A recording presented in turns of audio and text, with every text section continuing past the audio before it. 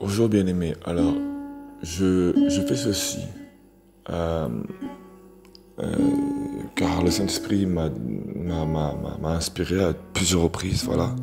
Ce n'est pas par rapport à la situation du coronavirus, mais je pense que c'est juste le temps afin que le peuple vraiment, peut-être qu'il soit disposé à entendre. Parce que ce n'est pas seulement par des prières que l'on changera les choses. Non, c'est le Seigneur qui permet toutes circonstances. Beaucoup sont dans les prières, mais ils ne changent pas leur cœur. Et ils ne sont même pas conscients en fait de l'état actuel des assemblées. C'est pour ça que souvent, c'est pour ça qu'une telle situation se présente lorsque les assemblées se ferment. Alors j'aimerais donc maintenant partager ceci afin que ça répondra peut-être à certaines questions que les âmes se posent. Voilà. Vraiment que le Seigneur soit béni, vraiment que cela puisse vraiment toucher des cœurs qui sont disposés à entendre, à écouter, et les esprits qui sont disposés, afin qu'ils se remettent en question et qu'ils se repentent d'un cœur honnête et sincère pour un véritable changement de cœur. Au nom de Yahushua.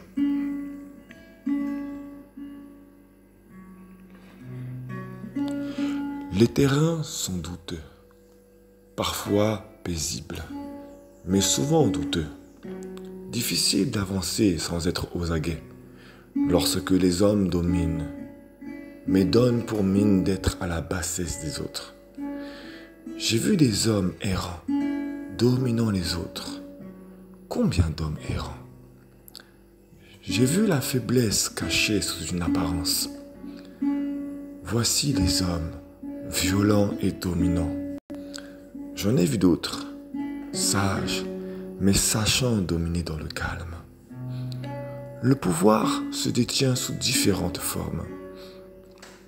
Entre violence et sagesse, entre les guerriers et les pharaons, différentes troupes, différents types de soldats, solides et organisés et l'armée. J'ai vu des hommes devenir l'opium, des hommes habiles dresser des forteresses. J'ai vu des hommes au langage sage. Ils bâtissent et sont de l'opium. Certains sont engagés et conscients, cherchant une source bien qu'étant errants. D'autres ne savent même pas qu'ils sont errants et disent avoir la source.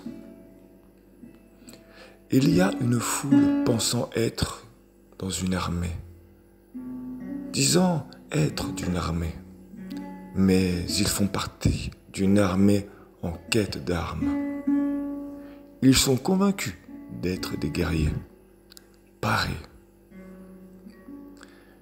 Les autres sont chargés de violence, de colère, de folie et de toutes sortes de raisonnements. Voici deux mondes.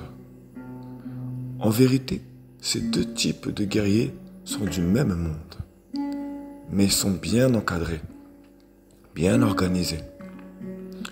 Une désarmée, l'autre armée, violente et chargée. Nombreux avaient reçu pour aller au front, pour combattre, mais ont raisonné. Nombreux avaient reçu, mais sont restés dans les rangées. Deux types d'armées. Une qui combat pour le monde, avec ses forteresses, ses rejets, sa rébellion, sa colère, ses commandants, ses généraux, ses chefs, ses dominants.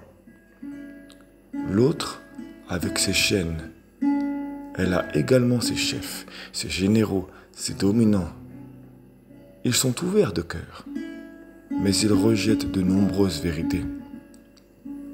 Ils ont beaucoup d'apparence, une stabilité, mais il n'y a qu'à creuser un peu plus pour comprendre. Ils ne sont pas rebelles en apparence. Ils sont en accord en apparence. Ils s'aiment en apparence. Mais combien sont vraiment libres? Combien se connaissent vraiment? Combien sont prêts à tout perdre? Combien sont prêts à tout lâcher? Il y a de nombreuses espérances dans cette armée. Ils ont leurs chefs, leurs commandants, leurs généraux. Ils sont très organisés. et pas un ne bouge sans l'accord de l'autre. Mais sont-ils vraiment libres? Similaire à l'organisation de ce monde, organisé comme le fonctionnement de ce monde, il n'est pas étonnant qu'ils fonctionnent et soient liés par ce monde.